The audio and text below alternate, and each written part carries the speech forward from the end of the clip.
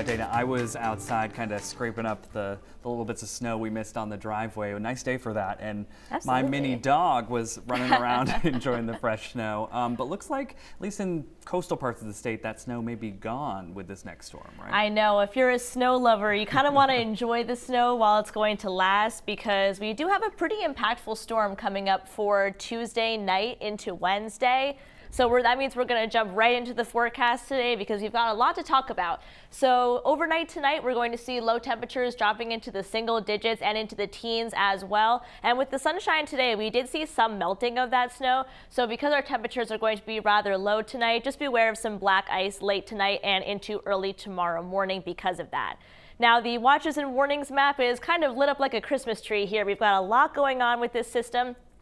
In the northern parts of the state, we have a winter storm watch in effect where we're going to see most of our snow. We have a flood watch closer to the coast, a high wind watch which expands into the flood watch area as well underneath there. And then we also have a coastal flood watch right along the coast. And then that purple color there is a hurricane force wind watch or off the coast of down east. So we've got a lot going on here. So I'm going to break that down in our hour by hour forecast. So now overnight tonight, we're going to be mostly clear with the exception of the mountains that are going to hold on to their cloud cover a little bit. So most of us will start the day tomorrow with some sunshine, but the clouds are going to catch up pretty quickly. And by the time we get to past lunchtime, most of us are going to be overcast at this time, but the precipitation doesn't start until right around dinner time, where we're going to have the snow begin to move into York County. Now we're at the onset of the precipitation. It's going to be cold enough out where all of us are going to start out with snow or at least a wintry mix. But we're going to very quickly change over to rain right along the coastline because with the location of this storm, we're going to have an onshore flow off of the water. So that's going to allow our temperatures along the coast to rise high enough for a very quick changeover to rain. Now it's going to take a little bit longer for that rain-snow line to slowly start to move more inland. But as we get into right around after midnight, this is Wednesday at 1 a.m., all of us are going to see precipitation at this point.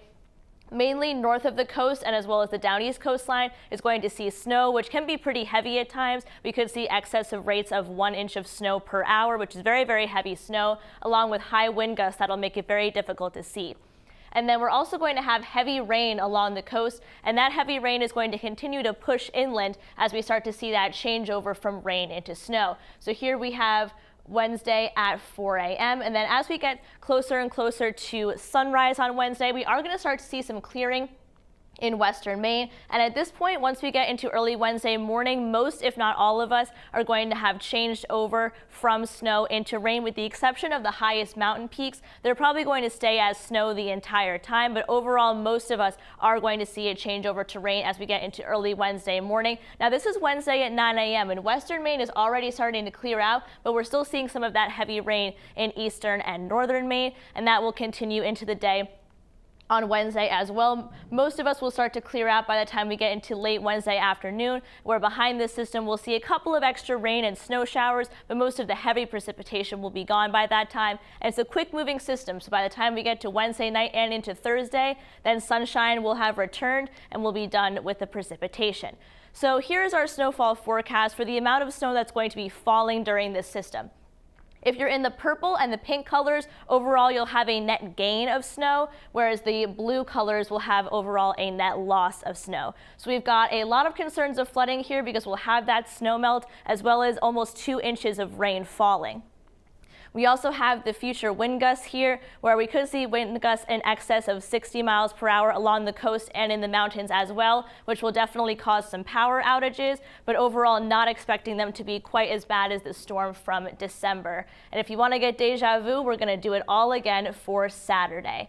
So here we just have some of those impact headlines of what we're going to see. Overall, Zach, it's similar to the storm that we saw in December, but overall I want to stress that it isn't going to be quite as bad as that system, but overall it is still going to be very impactful with those power outages as well as the flooding, especially along the coast. So we're just going to be prepared for that and stay tuned into tomorrow as well. We'll have a lot of updates. Yeah, a lot to cram into that forecast, Dana. Absolutely, I'm out of breath. Thanks so much.